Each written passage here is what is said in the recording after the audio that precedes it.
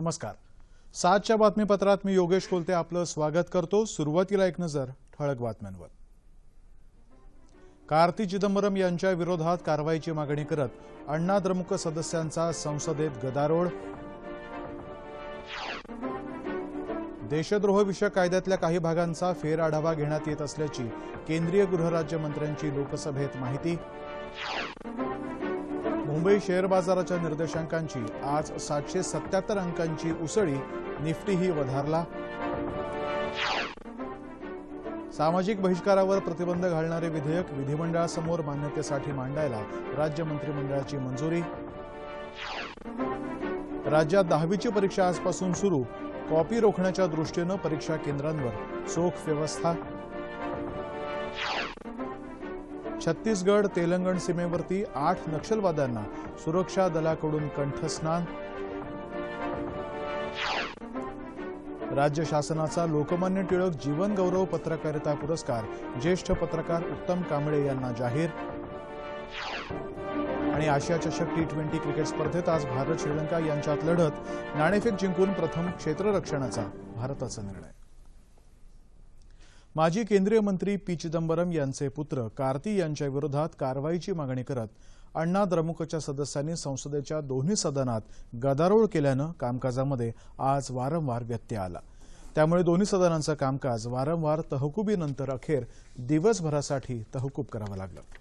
वर्तमानपत्रात आलेल्या अहवालाच्या प्रती फडकावत अण्णा द्रमुकचे सदस्य कार्ती यांच्यावर कारवाईची मागणी करत होते. मात्र कार्ती हे संसदेच्या कोणत्याही सदनाचे सदस्य नाहीत. या संदर्भात चर्चेसाठी नोटीस द्यायची गरज असल्याचं दोन्ही सदनाच्या पीठासीन अधिकाऱ्यांनी सांगितलं. या प्रश्नावर चर्चा करायला सरकार तयार आहे, मात्र यासाठी नोटीस देणं गरजेचं असल्याचं संसदीय कामकाज मंत्री व्यंकय्या नायडू यांनी सांगितलं. दरम्यान देशद्रोह विषयक कायद्यातल्या काही भागाचा सरकार फेरआढावा घेत असल्याची माहिती आज लोकसभेत देण्यात आली.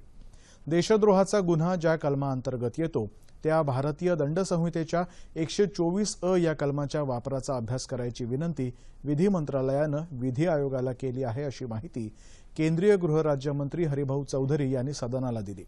देशातली अंतर्गत सुरक्षा स्थिती नियंत्रणात असल्याची माहिती केंद्रीय गृहराज्यमंत्री किरेन रिजिजू यांनी आज लोकसभेत एका प्रश्नाच्या उत्तरात दिली. पठाणकोट हवाई तळ तसंच गुरुदासपूर इथल्या दीनानगर इथं झालेल्या दहशतवादी हल्ल्याचा तपास सुरू असल्याचंही त्यांनी सांगितलं.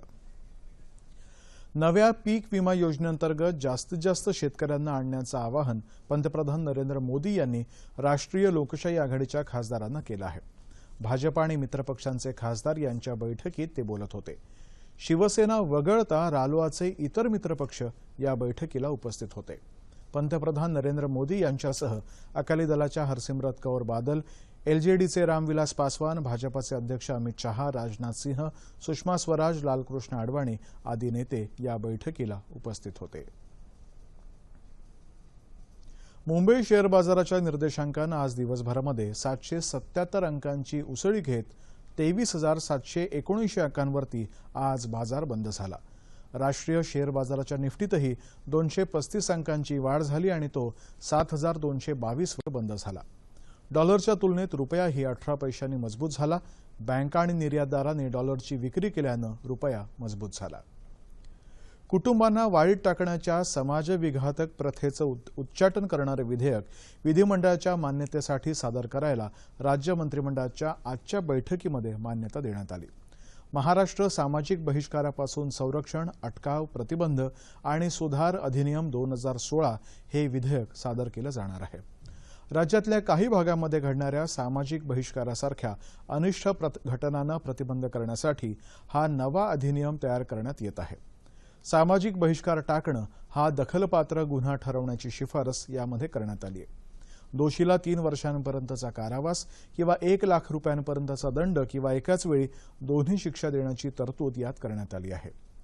IIM अर्थात Indian institute of management AIIMS तसंच राज्य शासकीय अभियांत्रिकी महाविद्यालय या नागपुरातल्या तिन्ही संस्थांना मिहान प्रकल्पातली जागा सवलतीच्या दरानं देण्याचा निर्णयही आज घेण्यात आला. राज्यातल्या रोजगार हमी योजनेवरील हजेरी सहाय्यकांच्या वेतन श्रेणीमध्ये सुधारणा करायलाही राज्य मंत्रिमंडळानं आज मंजुरी दिली. त्याचा फायदा तब्बल 276 हजेरी सहाय्यकांना होणार आहे.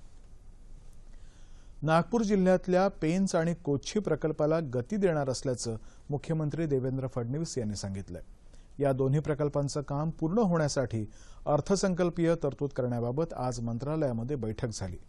पेंच प्रकल्पाच्या दुरुस्तीची कामं आणि कोच्छी प्रकल्पाचं भूसंपादन आणि इतर कामं निधीअभावी थांबली आहेत। त्यांना गती देण्यासाठी पेंच प्रकल्पाच्या मूळ प्रमाणातल्या कामांसाठी 300 कोटी रुपये टप्प्याटप्प्यानं देण्यात येणार असल्याचं मुख्यमंत्र्यांनी सांगितलं आहे। देशातलं सायबर आणि आर्थिक गुन्ह्यांचं वाढतं प्रमाण लक्षात घेता मुंबईमध्ये सायबर गुन्हे अन्वेषण विभागाची शाखा सुरू करण्यासाठी राज्य सरकारशी बोलणी सुरू आहेत, असं सीबीआयचे संचालक अनिल सिन्हा यांनी सांगितलंय। सीबीआयच्या मुंबईतल्या नव्या इमारतीचं उद्घाटन आज झालं, त्यावेळी ते वार्ताहरांशी बोलत होते। सायबर गुन्ह्यांशी संबंधित तपास कार्य सध्या नवी दिल्लीहून एकत्रितपणे चालतं, मात्र देशाची आर्थिक आणि वाणिज्य राजधानी असलेल्या मुंबईमध्ये त्याची शाखा असणं आवश्यक आहे, असं सिन्हा म्हणाले। प्रारंभी भ्रष्टाचार प्रतिबंधक संस्था म्हणून कार्य सुरू केलेल्या सीबीआयच्या कार्याची व्याप्ती गेल्या दशकभरामध्ये वाढली असून तपासाचा थेट संबंध सर्वसाधारण जनतेच्या जीवनमानाशी निगडीत प्रश्नांशी जोडला गेल्याचंही त्यांनी सांगितलं। भ्रष्टाचाराला आळा घालण्यासाठी नागरिकांनी सहाय्य करावं असं आवाहनही सिन्हा यांनी यावेळी केलं। महाराष्ट्र राज्य माध्यमिक आणि उच्च माध्यमिक परीक्षा मंडळातर्फे घेण्यात येणारी 10वीची शालांत परीक्षा आजपासून सुरू झाली। राज्यातल्या 9 विभागीय मंडळांच्या 4535 परीक्षा केंद्रांवरती ही परीक्षा होत आहे। एकूण 17,27,496 विद्यार्थी ही परीक्षा देत आहेत। कॉपीसारखे गैरप्रकार रोखण्यासाठी भरारी पथकांची स्थापना करण्यात आली आहे। परीक्षा केंद्रांवरती चोख बंदोबस्त ठेवण्यात आलाय। यावर्षी ही विज्ञान आणि गणित विषयांची परीक्षा स्वतंत्रपणे घेण्यात येणार आहे।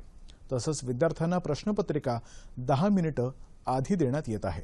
त्याकरता विद्यार्थ्यांनी अर्धा तास आधी परीक्षा खोलीत उपस्थित राहणं आवश्यक आहे। पुण्यात 10वीच्या परीक्षेसाठी आलेल्या परीक्षार्थींचं शाळेतर्फे औक्षण करून आज स्वागत करण्यात आलं।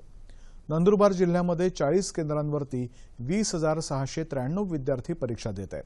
या जिल्ह्यातल्या शहादा, नंदुरबार आणि पथराई या तालुक्यांमध्ये नवीन केंद्रांना यंदा मंजुरी देण्यात आली आहे। परीक्षा कॉपीमुक्त व्हाव्यात यासाठी शिक्षण विभाग, महसूल विभाग आणि पोलीस विभागाच्या वतीनं संयुक्तरित्या चोख बंदोबस्त ठेवण्यात आलाय। औरंगाबाद जिल्ह्यामध्ये 10वीच्या परीक्षेनिमित्तानं सकाळी 6 ते संध्याकाळी 7 पर्यंत परीक्षा केंद्राच्या 100 मीटर परिसरातल्या झेरॉक्स सेंटर, टायपिंग सेंटर, ध्वनिक्षेपण इत्यादी माध्यमं बंद ठेवण्याचे आदेश देण्यात आले आहेत। या वर्षापासून पहिल्यांदाच दिव्यांग विद्यार्थ्यांना प्रौढ लेखनिक घेता येणार आहे। पेपर सोडवण्याकरता त्यांना प्रति तास 20 मिनिटं अधिक वेळ मिळणार आहे। आज पहिलाच पेपर असल्यामुळे बीड जिल्ह्यात परीक्षा केंद्रावर विद्यार्थ्यांसह पालकांचीही गर्दी दिसून आली। नांदेड जिल्ह्यामध्ये काही परीक्षा केंद्रांवरती विद्यार्थ्यांना सुविधाजनक बसण्याची व्यवस्था न मिळाल्यानं काही विद्यार्थ्यांना अवघडलेल्या स्थितीत पेपर लिहावा लागला। याबद्दल पालकांनी रोष व्यक्त केला। केंद्रीय माध्यमिक शिक्षण मंडळ अर्थात सीबीएसईच्या 10वी आणि 12वीच्या परीक्षेलाही आजपासूनच सुरुवात झाली आहे। छत्तीसगड तेलंगण सीमेवरती सुरक्षा दल आणि नक्षलवादी यांच्यात आज झालेल्या चकमकीमध्ये 8 नक्षलवाद्यांना कंठस्नान घालण्यात आलं। यामध्ये 5 महिलांचाही समावेश आहे। सुरक्षा दलाने या नक्षलवाद्यांकडून एक AK-47 रायफल तसंच 8 बंदुका ताब्यात घेतल्या। सार्वजनिक भविष्य निर्वाह निधीमध्ये जमा करण्यात येणारी रक्कम करमुक्त असेल, तसंच या निधीतून काढण्यात येणाऱ्या रकमेवरती कर लावण्यात येणार नाही, असं केंद्रीय महसूल सचिव हसमुख अढिया यांनी स्पष्ट केलंय। कर्मचारी भविष्य निर्वाह निधीमध्ये जमा झालेल्या रकमेपैकी 60% रकमेवर जमा झालेलं व्याज 1 एप्रिल 2016 नंतर मात्र करपात्र राहील। मूळ रक्कम करमुक्तच राहील अशी माहितीही त्यांनी दिली आहे। 15,000 रुपयांपर्यंत मासिक उत्पन्न असणाऱ्या व्यक्ती कर्मचारी भविष्य निर्वाह निधीच्या प्रस्तावित करकक्षेच्या बाहेर असतील, असंही त्यांनी म्हटलं आहे। गेल्या 3 वर्षात मराठवाड्यात 50%ही पाऊस न पडल्यानं तीव्र पाणी टंचाईचं संकट उभं राहिलंय। याविषयीचा हा वृत्तांत। मराठवाड्याला गेल्या काही वर्षांपासून दुष्काळी परिस्थितीचा सामना करावा लागतोय। अपुऱ्या पावसामुळे नदी नाले तसंच लातूरला पाणी पुरवठा करणारं मांजरा धरणही कोरडं पडलंय। येत्या 3 ते 4 महिन्यात लातूरची ओळखही टँकरचं गाव अशी होणार आहे। 5 लाख लोकसंख्या असलेल्या गावाला यापुढे नळाने पाणी न देता टँकरने पाणी दिलं जाणार आहे। गेल्या 3-4 वर्षापासून लातूर जिल्ह्यामध्ये एकंदरीतच पावसाचं प्रमाण अतिशय अल्प आहे. धनेगाव धरणातला जो काही तुटपुंजा पाणीसाठा होता तोही आता पूर्णपणे संपलेला आहे आणि त्याच्यामुळे इथून पुढच्या काळामध्ये मात्र पाईपलाईननं पाणी पुरवठा करणं लातूर शहराला अवघड होणार आहे. गेल्या 1 महिन्यापासून आम्ही टँकरनी शहरामध्ये पाणी पुरवठा करण्याचा प्रयत्न केलेला आहे आणि ते काही नियोजन आहे ते यशस्वीपणे आम्ही राबवत आहोत. अशा पद्धतीनं मोठ्या टँकरद्वारे लातूर शहरात पाणी आणून ते WTPमध्ये ट्रीट करून शुद्ध पाणी टँकरद्वारे शहराला देणं शक्य होणार आहे. पाण्याच्या शोधात फिरत असणारे नागरिक सायकल, मोटारसायकल, रिक्षा, चारचाकी वाहनांचा वापर करून मिळेल तिथून पाणी आणत आहेत. आलेल्या टँकरचं पाणी आपल्याला मिळावं यासाठी लांबच लांब रांगा लागत आहेत. महानगरपालिकेने प्रत्येक विभागात ठराविक दिवशी पाणी पुरवठा करावा ही नागरिकांची मागणी आहे. दुष्काळ हा परभणी जिल्ह्याच्या 5वीलाच जणू पुजलाय. पण गावाभोवतालच्या ओढ्याचं पुनरुज्जीवन करून जिल्ह्यातल्या झरी गावच्या गावकऱ्यांनी दुष्काळातूनही मार्ग काढता येतो हे दाखवून दिलंय. परभणीपासून काही अंतरावर असलेल्या झरी या गावात भूजल पातळी खालावल्यामुळे पाणी संकट उभं ठाकलं. पण जलयुक्त शिवार अभियानाच्या माध्यमातून गावाशेजारील लेंडी या ओढ्याच्या पुनरुज्जीवनाचं काम ज्येष्ठ नागरिक कांताराव देशमुख यांनी गावकऱ्यांच्या सहकार्यानं हाती घेतलं आणि बंधारे घालत ओढ्याचं खोलीकरण केलं. 6 किलोमीटरचं काम सध्या पूर्ण झालं असून आणखी 29 किलोमीटरवर काम सुरू आहे. 28 फूट रुंद असलेली नदी ही 120 फूट रुंद केली आणि जिची उंची 2.5 ते 3 फूट होती तिथं आता आम्ही 20 फुटापासून 40 फुटापर्यंत त्याची खोली केली. सगळेच्या सगळे बोर आणि हापसे गेल्या 2 वर्षापासून बंद होते. पण हे ज्यावेळेस नदीचं काम आम्ही केलं आणि ज्यावेळेस खोल झाली आणि रुंद झाली तर गेल्या वर्षी थोडासा पावसाळा झाला होता तर त्याच्यामध्ये जे पाणी थांबलं होतं त्याच्यामुळे जवळपास गावातले सगळेच बोर चालू झाले. या कामामुळे गावातलं एकूण 1250 एकर शेत शिवार हिरवगार झालं आहे. शेतकऱ्यांनी गहू, हरभरा या पिकांसह फळबागही लावली आहे. महिलांचीही आता पाण्यासाठी वणवण थांबली आहे. घरचं काम करून पाणी आणून शेताला जावं लागत होतं. आता भरपूर पाणी आलं नदीला. आता काय तेवढं टेन्शन नाही. भरपूर जसं पाणी सुटलं तसं कशाची टेन्शन नाही आम्हाला. एवढे दिवस काही पाणी नव्हतं. झरी गावातला हा प्रकल्प सध्या पंचक्रोशीत आकर्षणाचं केंद्र ठरला आहे.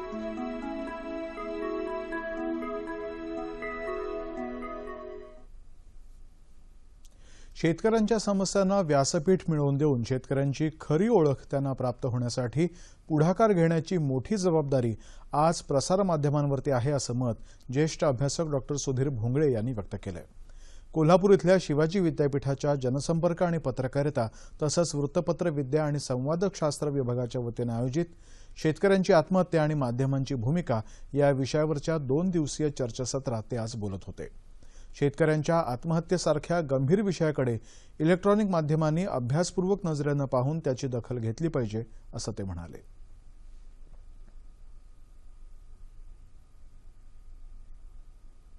शेतकऱ्यांच्या आत्महत्या रोखण्यासाठी शासकीय पातळीवरतीही अनेक प्रयत्न सुरू आहेत. या प्रयत्नांचाच एक भाग म्हणून यवतमाळ जिल्ह्यामध्ये बळीराजा चेतना अभियान हाती घेण्यात आलंय. त्याविषयीचा हा वृत्तांत. एक चित्र 100 शब्दांचं काम करतं असं म्हणतात. यवतमाळ जिल्ह्यात बळीराजा चेतना अभियानांतर्गत आत्महत्या करण्यापासून शेतकऱ्यांना परावृत्त करण्यासाठी आयोजित स्पर्धेतली चित्र ही उक्ती सार्थ ठरवतात.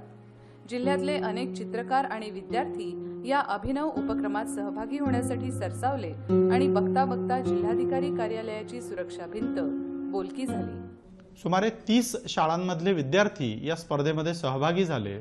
सुमारे 300 विद्यार्थ्यांनी सहभाग घेतला आणि जवळजवळ 25 ते 30 हौशी चित्रकार देखील सहभागी झाले. विषयाला साजेशी चित्र आणि चित्रांना साजेशा ओळींनी या समस्येच्या गाभ्यालाच हात घातल्याचं दिसून आलं. पालकमंत्री संजय राठोड यांनी या उपक्रमाचं कौतुक केलं आहे. चित्र आणि शब्दांच्या माध्यमातून शेतकऱ्यांना आत्महत्या करण्यापासून रोखण्याचा हा उपक्रम खरोखरच अभिनव ठरला आहे.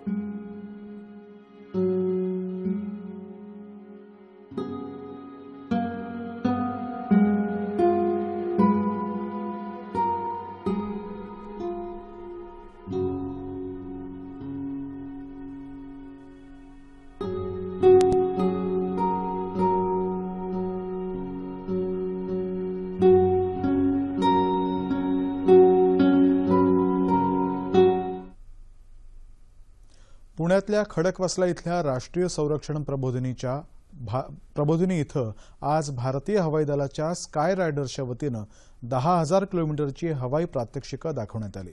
यावेळी विंग कमांडर MPS सोलंकी आणि त्यांच्या पथकानं प्रात्यक्षिकं दाखवली। भारत भ्रमणाचा यापूर्वीचा विक्रम आम्ही तोडू असं मत यावेळी विंग कमांडर सोलंकी यांनी व्यक्त केलं।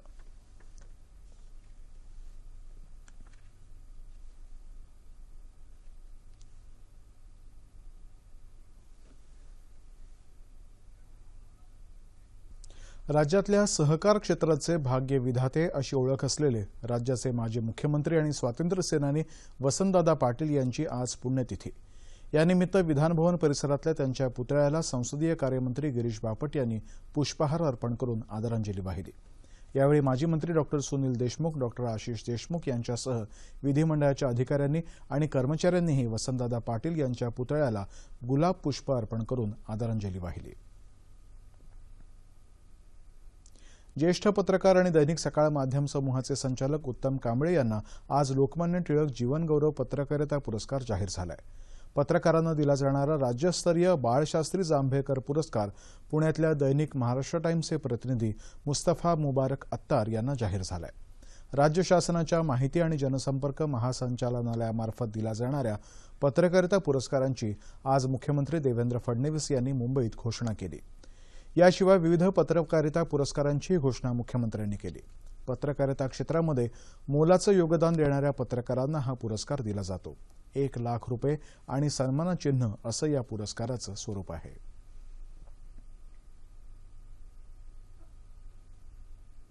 आशिया चषक T20 क्रिकेट स्पर्धेमध्ये आज भारत आणि श्रीलंका यांच्यामध्ये लढत सुरू आहे। नाणेफेक जिंकून भारतानं प्रथम क्षेत्ररक्षणाचा निर्णय घेतला। श्रीलंकेच्या डावाची सुरुवात खराब झाली, त्यांचे पहिले 2 गडी झटपट बाद झाले।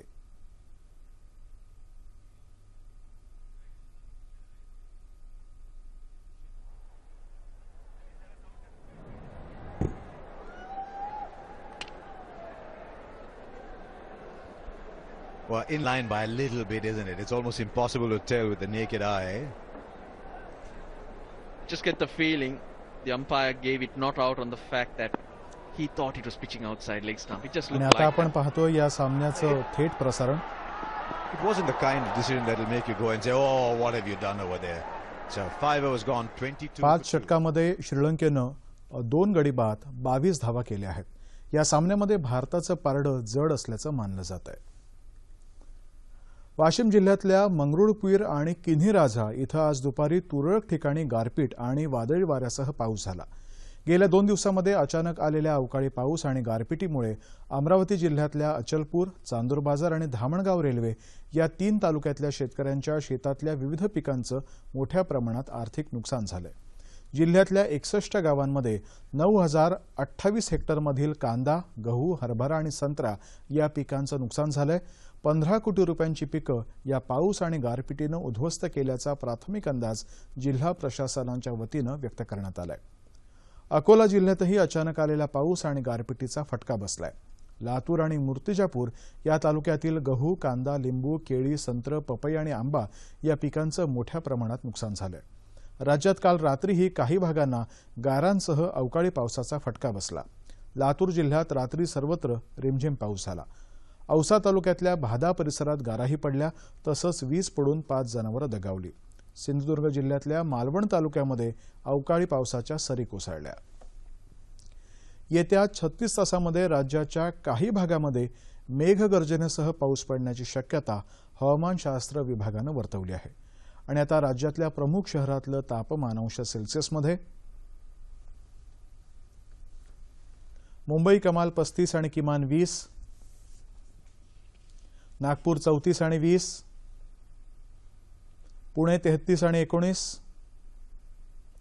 औरंगाबाद 34 आणि 20, नाशिक 35 आणि 19, कोल्हापूर 33 आणि 23, रत्नागिरी 32 आणि 22, सोलापूर 34 आणि 24 आणि अमरावती कमाल 34 आणि किमान 18 अंश सेल्सिअस। ठळक बातम्या पुन्हा एकदा। कार्ती चिदंबरम यांच्या विरोधात कारवाईची मागणी करत अण्णा द्रमुक सदस्यांचा संसदेत गदारोळ. देशद्रोह विषयक कायद्यातल्या काही भागांचा फेरआढावा घेण्यात येत असल्याची केंद्रीय गृहराज्यमंत्र्यांची लोकसभेत माहिती. मुंबई शेअर बाजाराच्या निर्देशांकाची 777 अंकांची उसळी, निफ्टीही वधारला. सामाजिक बहिष्कारावर प्रतिबंध घालणारे विधेयक विधिमंडळासमोर मान्यतेसाठी मांडायला राज्य मंत्रिमंडळाची मंजुरी. राज्यात 10वीची परीक्षा आजपासून सुरू. कॉपी रोखण्याच्या दृष्टीनं परीक्षा केंद्रांवरती चोख व्यवस्था. छत्तीसगड तेलंगण सीमेवर 8 नक्षलवाद्यांना सुरक्षा दलाकडून कंठस्नान. राज्य शासनाचा लोकमान्य टिळक जीवन गौरव पत्रकारिता पुरस्कार ज्येष्ठ पत्रकार उत्तम कांबळे यांना जाहीर. आणि आशिया चषक T20 क्रिकेट स्पर्धेत आज भारत आणि श्रीलंका यांच्यात लढत. नाणेफेक जिंकून प्रथम क्षेत्ररक्षणाचा भारताचा निर्णय. 2016-17 या अर्थसंकल्पामध्ये कृषी क्षेत्रासाठी भरघोस तरतुदी करण्यात आल्या आहेत. शेती आणि ग्रामीण भागाच्या विकासाकरता करण्यात आलेल्या तरतुदी आणि त्यांचा परिणाम याविषयी सर्वंकष चर्चा करण्यासाठी ज्येष्ठ कृषी अर्थतज्ज्ञ रमेश पाध्ये यांना आज रात्री 9:30च्या बातमीपत्रात निमंत्रित करण्यात आलंय. तेव्हा पुन्हा भेटूया पुढील बातमीपत्रात आपल्या सह्याद्री वाहिनीवर. नमस्कार.